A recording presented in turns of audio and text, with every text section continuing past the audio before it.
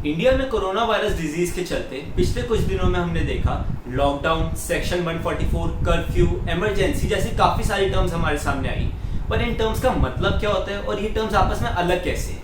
Hello everyone, welcome back to Juris Legal Chambers. I am Vansh Nagpal and in today's session we are going to discuss difference between lockdown, section 144, curfew and emergency. इन चारों ही terms के मतलब क्या होते हैं, ये चारों एक दूसरे से अलग कैसे है, इनका पर्पस क्या होता है, कौन सी अथॉरिटी इन्हें इम्पोज करती है और इनके क्या टाइम लिमिट होती है, ये सारी चीजें हम अपनी आज के इस वीडियो में डिस्कस करेंगे। इसके बाद अगर आपके इनसे रिलेटेड कोई भी डाउट्स होते हैं, you can just ask us in the comment section. So let's begin the session. Let's begin with section 144 of CRPC. Criminal procedure code के सेक्शन 144 में ये बोला गया है कि कहीं पे भी जहां ये सेक्शन इम्पोज होता है उस एरिया में 5 लोग या 5 से ज्यादा लोग इकट्ठे नहीं हो सकते। ऐसी किसी भी असेंबली को अनलॉफुल असेंबली बोला जाएगा। कोई भी इंसान जो अनलॉफुल असेंबली का पार्ट बनता है उसे 3 साल तक की इम्प्रिजनमेंट की सजा दी जा सकती है। सेक्शन 144 को ब्रिटिश राज के टाइम पे लाया गया था। पहली बार सेक्शन 144 को 1861 में इम्प्लीमेंट किया गया था। उसके बाद से सेक्शन 144 एक इंपॉर्टेंट टैक्टिक बन चुका था किसी भी नेशनलिस्ट प्रोटेस्ट को कंट्रोल करने के लिए। आज के डेट में मेन फंक्शन सेक्शन 144 का ये है कि कहीं पे भी अगर कोई राइट्स हो रहे हो, कोई अफरे हो, कहीं डिस्टर्बेंस हो, पब्लिक ट्रैंक्विलिटी का मामला हो या फिर कोई एंटी नेशनल प्रोटेस्ट चल रहे हो, तो ऐसे केस के अंदर वहां पे ऐसी चीज को रोकना, प्रिवेंट करना और अगर ऑलरेडी हो रहे तो ऐसी चीज को कंट्रोल करके वहां पे वापस पीस एस्टैब्लिश करना। कोई भी एग्जीक्यूटिव मजिस्ट्रेट स्टेट गवर्नमेंट द्वारा एम्पावर्ड या फिर खुद स्टेट गवर्नमेंट यहाँ पे सेक्शन 144 को स्टेट के किसी भी एरिया में या पूरी स्टेट में इम्पोज कर सकते हैं। यहाँ पर अगर कभी भी स्टेट गवर्नमेंट इम्पोज करती है कोई ऑर्डर, तो जिस दिन से वो ऑर्डर इम्पोज किया जाता है उसके 2 महीने तक वो ऑर्डर इम्प्लीमेंटेड रहता है और अगर स्टेट गवर्नमेंट को सही लग रहा हो तो उस टाइम पे उस ऑर्डर को 6 महीने तक भी एक्सटेंड कर सकती है। कोई भी एग्जीक्यूटिव मजिस्ट्रेट जिसने वो ऑर्डर दिया है या उसका कोई सुपीरियर या फिर स्टेट गवर्नमेंट खुद यहाँ पे कभी भी अगर उन्हें सही लग रहा हो तो ऐसे ऑर्डर को या तो मॉडिफाई कर सकती है या फिर उसे रिवोक कर सकती है, उसे वापस ले सकती है। Moving on to our second term, lockdown. Lockdown can be understood as a state of isolation instituted as a security measure. Lockdown का सिर्फ ये मतलब होता है जो जहां है वहीं रहेगा। लॉकडाउन लगाने के सिर्फ 2 पर्पस होते हैं। पहला, किसी भी तरीके की मूवमेंट को रिस्ट्रिक्ट करना। दूसरा, किसी भी तरीके की असेंबली को प्रिवेंट करना, लोग कहीं अपनी जगह से जाए ना और दूसरा लोग आपस में मिले ना। 2009 में मेक्सिको पहली कंट्री बनी थी जिसने स्वाइन फ्लू पैंडेमिक को रोकने के लिए लॉकडाउन लगाया था। 6 दिनों का लॉकडाउन लगाया गया था इस कंट्री में एक पैंडेमिक से डील करने के लिए। वुहान में 2020 के अंदर कोविड-19 वायरस जब फैल गया था, उस टाइम पे जनवरी 2020 में वुहान पहली स्टेट बनी थी जहां पे कोविड की वजह से लॉकडाउन लगा था और मार्च के अंदर इंडिया पहली कंट्री बनी थी वर्ल्ड वाइड जहां पे पूरी कंट्री में, पूरे नेशन में लॉकडाउन लगा था कोविड-19 के पैंडेमिक के चलते हुए। यहाँ पे 1.3 बिलियन लोगों की लाइफ अफेक्ट हुई थी इस लॉकडाउन से। लॉकडाउन एक लीगल टर्म नहीं है। लॉकडाउन को कहीं पे भी किसी भी स्टैट्यूट या किसी भी लॉ में डिफाइन नहीं कर रखा। इसे इंडिया के अंदर एपिडेमिक डिजीज एक्ट EDA 1897 के तहत लगाया गया था। EDA 1897 के सेक्शन 2 और सेक्शन 2A में सेंट्रल गवर्नमेंट और स्टेट गवर्नमेंट दोनों के पास ये पावर्स होती है कि टेरिटरी में वो किसी डिजीज के चलते यहाँ पे लॉकडाउन लगा सके।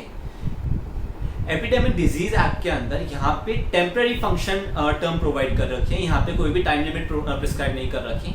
टेम्पररी फंक्शन का ये मतलब है स्टेट गवर्नमेंट या सेंट्रल गवर्नमेंट जिसने भी लॉकडाउन लगाया है, अगर उन्हें ये सही लग रहा हो कि अब सिचुएशन कंट्रोल हो गई है तो वो उस लॉकडाउन को हटा सकते हैं। हाउएवर यहाँ पे कोई भी टाइम लिमिट नहीं दे रखी कि इतने टाइम में ये लॉकडाउन अपने आप हट जाएगा। Moving on to our next term, curfew. Curfew is not a legal term just like lockdown. इसे भी किसी भी स्टैट्यूट में या किसी लॉ में डिफाइन नहीं कर रखा। ये एक मार्शल लॉ का एलिमेंट है कर्फ्यू। यहाँ पे जब भी कभी वॉर की सिचुएशन हो या पैंडेमिक की सिचुएशन हो, कोई क्राइसिस चल रही हो या कोई डिजास्टर सिचुएशन हो, तो ऐसे केस में उस पर्टिकुलर एरिया में पब्लिक सेफ्टी को देखते हुए कर्फ्यू लगाया जा सकता है।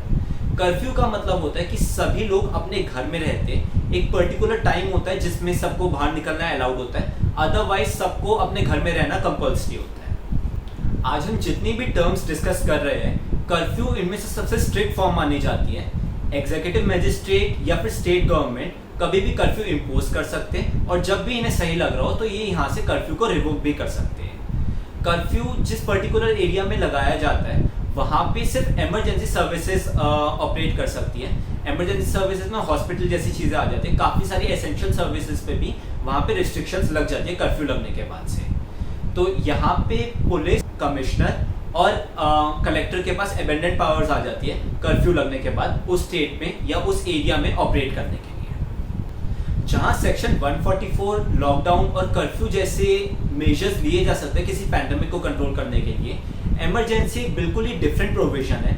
इमरजेंसी को समझने से पहले यहाँ पे हम सेक्शन 144 लॉकडाउन और कर्फ्यू के डिफरेंस को डिटेल में समझते हैं with the help of this table. सबसे पहले इनकी सिवियरिटी की रैंक को डिस्कस करते हैं। सबसे ज़्यादा सीवियर फॉर्म जो होती है वो कर्फ्यू होती है, सेकेंड नंबर पे लॉकडाउन, और सबसे कम सीवियर फॉर्म जो होती है वो सेक्शन 144 होती है। अगर हम मूवमेंट की बात करें तो सेक्शन 144 जब इम्पोज होता है, लॉकडाउन जब इम्पोज होता है तो कोई भी पास रिक्वायर्ड नहीं होता वहाँ पे कहीं पे भी फ्रीली मूव करने के लिए। बट कर्फ्यू के केस के अंदर स्पेशल पास बनता है, वो पास मिलने के बाद ही आप कहीं फ्रीली मूव कर सकते हैं। सेक्शन 144 जहाँ पे भी इम्पोज होता है वहाँ पे सारी सर्विसेज अवेलेबल होती हैं। लॉकडाउन के केस के अंदर सिर्फ एसेंशियल सर्विसेज अवेलेबल होती हैं और कर्फ्यू के केस में सिर्फ इमरजेंसी सर्विसेज अवेलेबल होती है। एसेंशियल सर्विसेज और इमरजेंसी सर्विसेज में डिफरेंस समझते हैं। एसेंशियल सर्विसेज में सारी चीज़ें आ जाती है, बैंक्स, ATMs, डेयरीज, वेजिटेबल्स, ये सारी चीज़ें आ जाती हैं। जबकि इमरजेंसी सर्विसेज के अंदर सिर्फ पुलिस स्टेशन हो गए, हॉस्पिटल्स हो गए, ये सारी चीज़ें आती हैं। बाकी सारी चीज़ें सारा टाइम नहीं रहती, एक पर्टिकुलर टाइम होता है, रिलैक्सेशन का टाइम होता है, उस टाइम पे बाकी एसेंशियल सर्विसेज अवेलेबल होती है। Let's understand gatherings. सेक्शन 144 के टाइम पे 4 लोग तक गैदर हो सकते हैं, उससे ज़्यादा लोग गैदर नहीं हो सकते। लॉकडाउन के टाइम पे पर्पज़ यही होता है कि कोई भी आपस में ना मिले, और कर्फ्यू के टाइम पे सिर्फ रिलैक्सेशन के टाइम पे लोग आपस में मिल सकते हैं, अदरवाइज सबको वापस अपने अपने घर में अकेले ही रहना होता है या अपने परिवारों के साथ ही रहना होता है। Moving on to the next and last point, violation. जब भी किसी रूल को वायलेट किया जाता है तो सेक्शन 144 के अंदर अथॉरिटी की बात ना मानने के लिए सेक्शन 188 इंडियन पीनल कोड के अंदर एक्शन लिया जा सकता है। और अगर लॉकडाउन के केस के अंदर कोई इंसान बाहर निकलता है तो वो एक नेग्लिजेंट एक्ट कर रहा है जिससे इन्फेक्शन हो सकता है, तो सेक्शन 269 के अंदर उसे 6 महीने तक की सजा हो सकती है। पर अगर ऐसे इंसान को पता है कि वो ऑलरेडी कोविड पॉजिटिव है या उसे ऑलरेडी वो इन्फेक्शन है, तो ऐसे केस के अंदर वो नेग्लिजेंट एक्ट नहीं, मैलिग्नेंट एक्ट हो जाता है, उसमें सजा 2 साल तक की हो सकती है under section 270 of Indian penal code. और कर्फ्यू के केस के अंदर जब भी कोई इंसान बाहर निकलता है तो ऐसे इंसान को पुलिस वहीं पे डायरेक्टली एक एक्शन ले सकती है, वार्निंग देने की इस केस में ज़रूरत नहीं हो सकती, तो ये स्ट्रिक्टेस्ट फॉर्म मानी जाती है। Moving on to the last topic for the day, emergency. Part 18 of constitution of India के अंदर इमरजेंसी को डिस्कस करा गया है। इमरजेंसी टोटल 3 टाइप की होती है। First is national emergency, article 352, second is state emergency, article 356, and third one is financial emergency, article 360 of constitution of India. National emergency को समझते हैं। प्रेसिडेंट नेशनल इमरजेंसी तब लगा सकते हैं जब वहां पे कभी वॉर की सिचुएशन हो या फिर एक्सटर्नल एग्रेशन की सिचुएशन हो या आर्म्ड रिबेलियन की सिचुएशन हो। आर्म्ड रिबेलियन टर्म को 44th अमेंडमेंट के बाद लाया गया था, इससे पहले टर्म थी इंटरनल डिस्टर्बेंस। तो आज तक टोटल इंडिया में 3 बार ये इमरजेंसी लगी है। 1962 में चाइना के साथ जब वॉर हो रही थी, 1971 में जब पाकिस्तान के साथ वॉर हो रही थी, और 1975 में जब इंदिरा गांधी जी ने इमरजेंसी लगवाई थी इंटरनल डिस्टर्बेंस की वजह से। Second is state emergency. State emergency president तब लगा सकते हैं जब गवर्नर उन्हें या तो एडवाइस करते हैं या फिर प्रेसिडेंट को ऐसा खुद लग रहा होता है कि स्टेट गवर्नमेंट अपने फंक्शंस परफॉर्म करने में एलिजिबल नहीं है या अपने फंक्शंस परफॉर्म करने में फेल हो रही है, तो ऐसे केस के अंदर सारी पावर्स प्रेसिडेंट खुद अपने हाथों में ले लेते हैं, या तो फिर उस टाइम पे वो खुद एक्शंस लेते हैं या किसी को एम्पावर करते हैं जो प्रेसिडेंट के बिहाफ पे वहाँ पे एक्शंस लिए। And the third one is financial emergency.